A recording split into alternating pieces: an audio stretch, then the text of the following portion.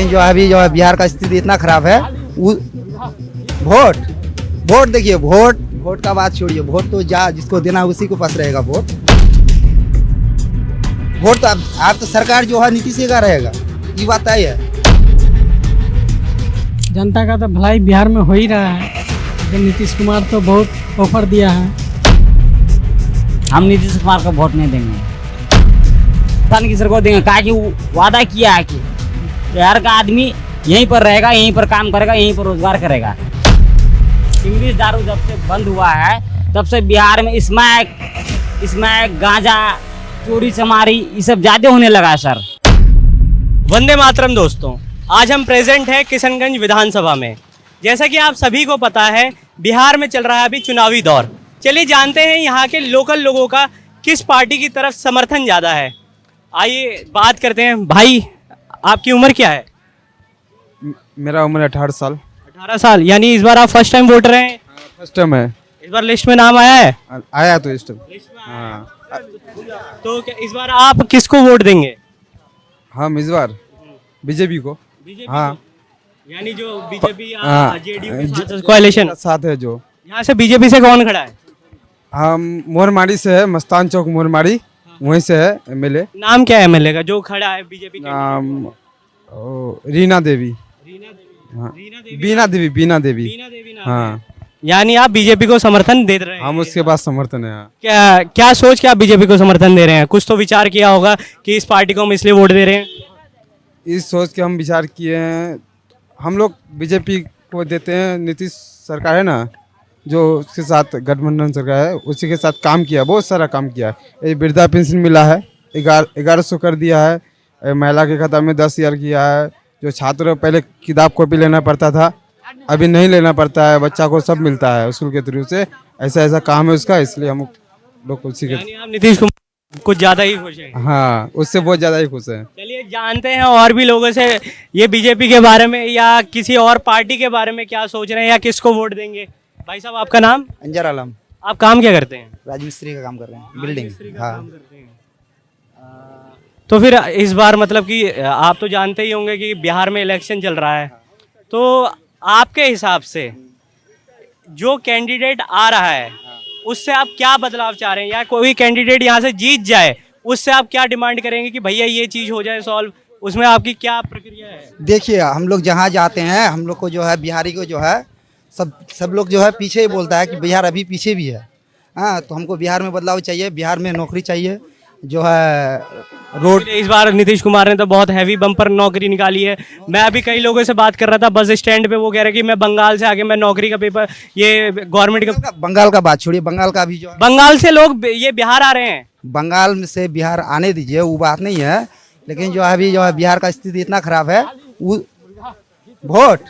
Vote देखिए, vote का बात छोड़िए, वोट तो जा जिसको देना उसी को पास रहेगा वोट हो अपना मन का बात है। वोट ये नहीं है कि मीडिया वाला का सब वोट बांध देंगे। वोट तो आप तो सरकार जो है नीतीश का रहेगा, ये बात तय है। यानी जीते कोई भी, नीतीश कुमार शपथ ले रहे हैं। हाँ, तो आपको जैसे होता है कि मैं इस पार्टी के प्रति मेरा ज्यादा समर्थन रहता है या इस पार्टी से मैं ज्यादा प्रभावित हूँ, तो ऐसी कौन सी पार्टी आपकी नजर में जिससे आप ज्यादा प्रभावित हैं? वो तो MIM है। MIM है। हाँ, और ऐसे कौन से विषय हैं जिससे आप उससे प्रभावित हैं?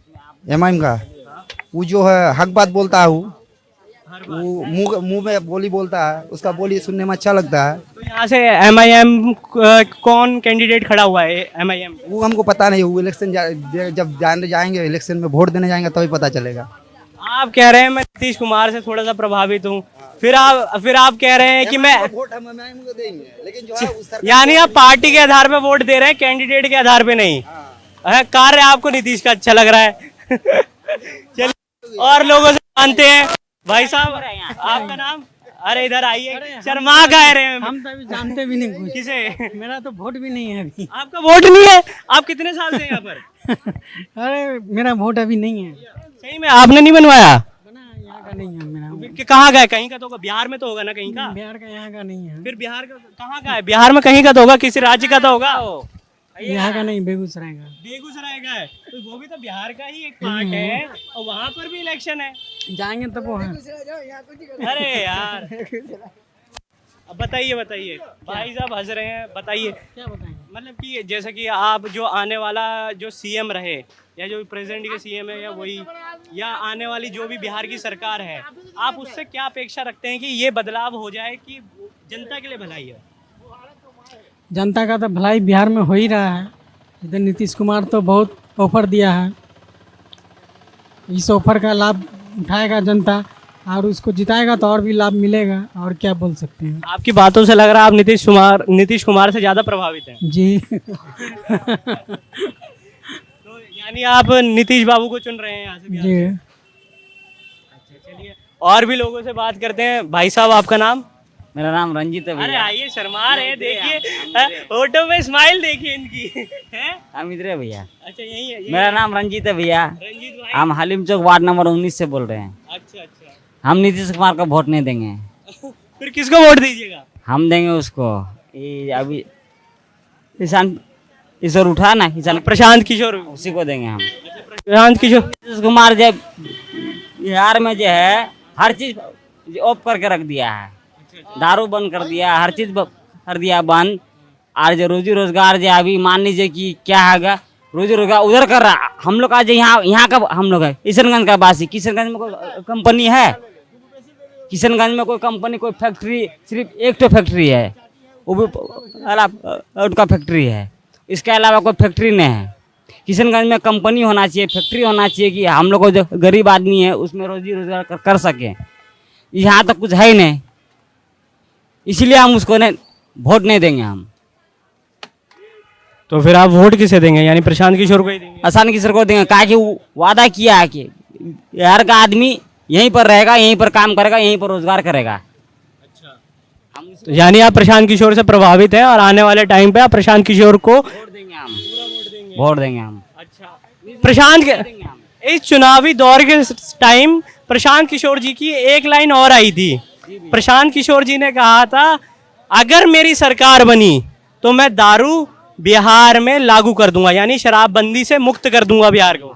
एक बात बोलते भैया, यहाँ पर इंग्लिश दारू चालू था, आदमी दारू कम पीता था, हिसाब से पीता था। लेकिन इंग्लिश दारू जब से बंद हुआ है तब से बिहार में स्मैक गांजा, चोरी चमारी ये सब ज़्यादा होने लगा है सर। ठीक है, ये सब ज़्यादा होने लगा। किसी का साइकिल उठा लिया, किसी का टेबल तोड़ दिया, किसी का रड लेके चला गया, किसी का क्या लेके चला गया, किसी का खस्सी बकरी लेके चला गया। जब से दारू हम लोग का बिहार में इंग्लिश दारू जब से बंद हुआ है तब से हर चीज़ चोरी चमारी ज़्यादा हो गया है।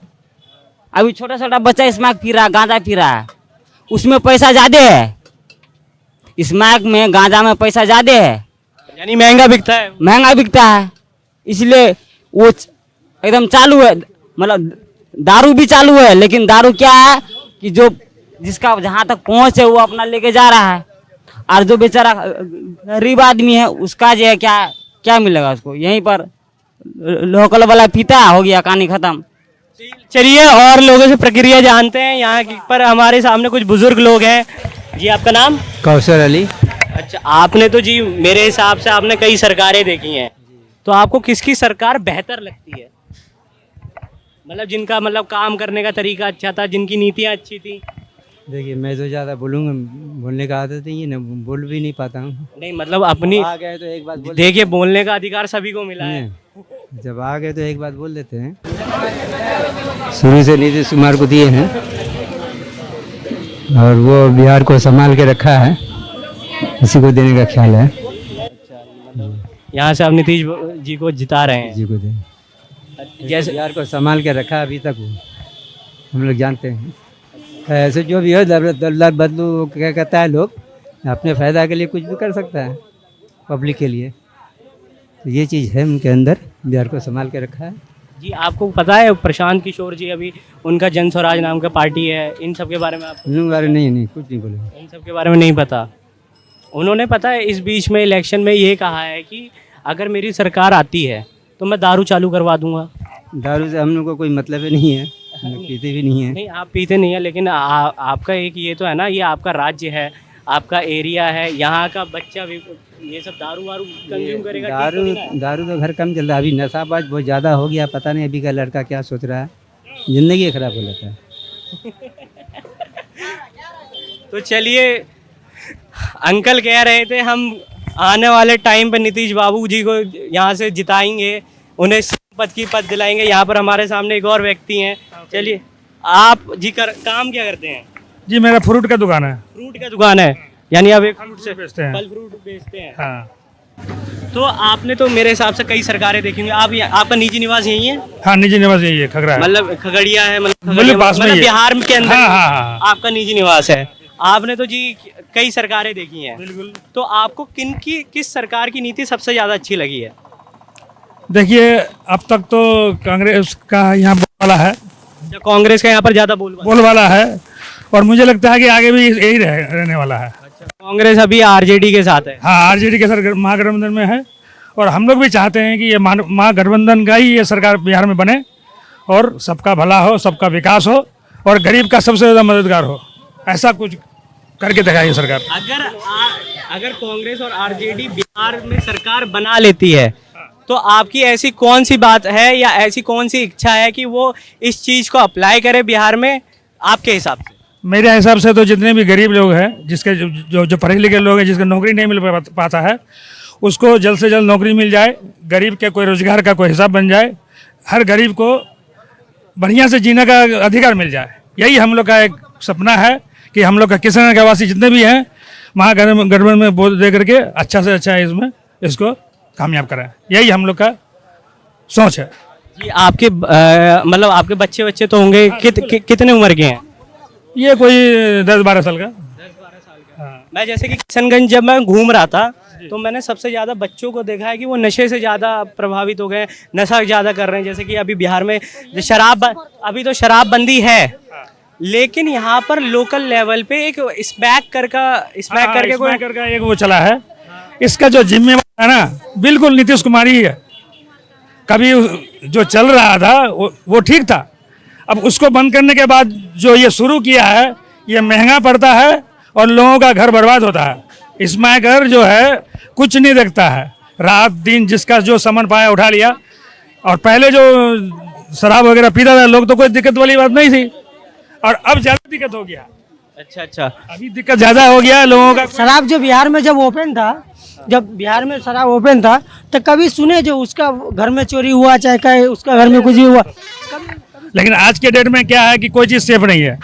आप कहीं जाइए, कोई सामान रख के जाइए, गायब। घर का बच्चा, मेरा खुद का घर का बच्चा, हाँ, अगर उसको पैसा अगर नहीं दिए, हाँ, तो मेरा घर का सामान, मेरा खुद का मोबाइल फोन, खुद का वो चोरी करके इसमें अपना वो नशा पूरा करता है। यानी जब से यहाँ पर स्मैक का नशा चल रहा है, तो क्राइम रेट बढ़ गया है। शराबबंदी जब से हुआ है, जब से क्राइम बढ़ गया है और स्मैकर बढ़ गया है। अभी टोटो निकल गया। पहले रिक्शा चलाता था आदमी, रिक्शा चला करके ही घर परिवार पालता था ना, हाँ। लेकिन अभी टोटो चला करके उसमें मेहनत कम पड़ता है, हाँ, उससे ज्यादा पैसा कमाता है, फिर भी यानी कि घर को पूरा नहीं कर पाता है। क्यों? पैसा सारा जो भी कमाता है दिन भर में 100 रुपये 500 कमाता है, 300 खत्म नशा में, लॉटरी में खत्म, 100 रुपये बचता है, घर में पूरा नहीं हो पाता। ये नहीं पता है अभी यहाँ का। इस चीज पे कम से कम ध्यान होना चाहिए। नुकसान कर दिया है। जैसे कई लोगों का मानना ये है कि जो इलेक्शन में फ्री भी दी जाती है, मतलब कि कोई धनराशि दे दी जाए पब्लिक को, चाहे 125 यूनिट हो, बिजली फ्री। लॉलीपॉप है ये, बिल्कुल इलेक्शन के बाद ये भी खत्म हो जाएगा। अभी इलेक्शन के बाद ही ये चीज खत्म हो जाएगा। ये आपको पूरा जिंदगी में चलने वाला नहीं है। ये एक लॉलीपॉप है वोट लेने के लिए। वोट लेने के बाद किसको क्या कहाँ फेंकेगा कहना मुश्किल है। बिल्कुल सही बात बोला। हम लोग का जो पब्लिक अपने सपोर्ट के लिए, वो अपना जीतने के लिए, अपना दबाव के लिए वो ऐसा कर रहा है, मूंगफली दे रहा है हमारे को। लेकिन ऐसा नहीं, इलेक्शन के बाद में आप देखिए, आपसे सूद ब्याज के साथ जो उजर लेगा वो। इलेक्शन के बाद में महंगाई बढ़ने वाला है। में जो पैसे खर्च कर रहा है इलेक्शन में नेता, वो हम ही लोग से लेगा और हमारे ऊपर ही डिवाइड जो करेगा वो हम ही लोगों पर डिवाइड करेगा। और सबसे हम चाहते हैं कि यहाँ कुछ सरकार, जैसे हम लोग को सोच है कि महागठबंधन बढ़िया सरकार दे सकता है, गरीबी को दूर कर सकता है, रोजगार दे सकता है, हम लोग का सोच है ये। और मैं पूरा उम्मीद करता हूँ इस वक्त कि महागठबंधन को सब मिलके वोट दीजिए और एक बढ़िया मजबूत ये बनाना चाहते हैं। जो यानी किशनगंज में हम लोग को किशनगंज में हम लोग को रोजगार चाहिए, मतलब कंपनी मतलब बहुत कम है। आने वाली सरकार से आप रोजगार की उम्मीद रखते हैं? खास करके अपना किशनगंज में, कहा कि हम लोग किशनगंज में रोजगार का बहुत कम है।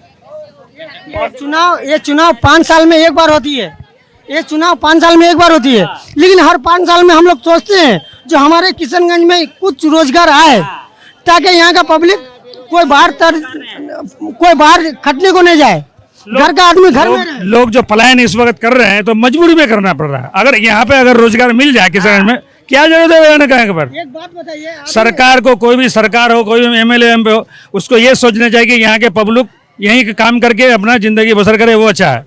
एक मिनट, गरीब इंसान जाता है दिल्ली प्रदेश खटने के लिए, उसका घर में अगर कुछ हो गया, हाँ, तो उसको आने में 3 दिन लगेगा। 3 दिन क्या उसके बगैर क्या उसका लाश पड़ा रहेगा? नहीं। तो हम यही चाहते हैं कि सरकार बढ़िया बने, महागठबंधन बने और रोजगार आए, हम लोग किशनगंज में रोजगार आए, कंपनी बने, फैक्ट्री बने, कोई ऐसा उद्योग लग जाए, कोई ऐसा काम मिल जाए कि कुछ कम परसेंट में आदमी बाहर जाए। अभी कुछ ज्यादा परसेंट में लोग पलायन कर रहे हैं, जा रहे हैं, मजबूरी है लोगों की। आपको देंगे वोट हम। जैसा कि आप देख रहे थे, किशनगंज विधानसभा की जनता की आवाज क्या है। हमारे साथ बने रहें, आवाज टुडे को देखते रहें, चैनल को सब्सक्राइब करना ना भूलें। अगर आप हमें फेसबुक पर देख रहे हैं तो फॉलो करना ना भूलें और लाइक और कमेंट तो जरूर ही करें।